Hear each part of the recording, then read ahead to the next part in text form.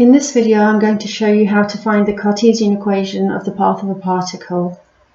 First of all, Cartesian equation just means an equation in x and y, or x, y and z, named after Descartes.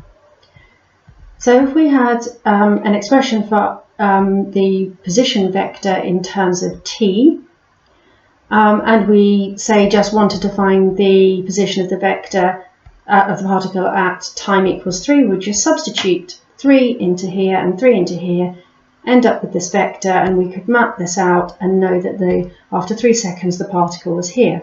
But what if we wanted a general equation in x and y to map the full path of the particle?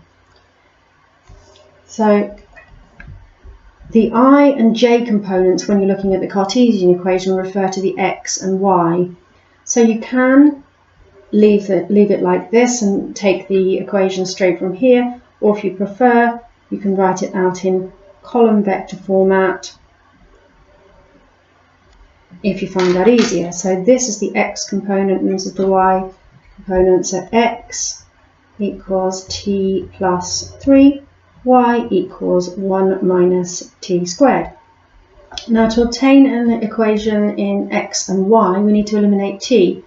So as this is a quadratic and this is a linear, we need to rearrange the equation here and substitute it into this one. So rearranging this, I get an expression for t in terms of x, and I'm going to substitute that into here. Y equals 1 minus x minus 3 squared. And then you could be asked to expand out and simplify after this.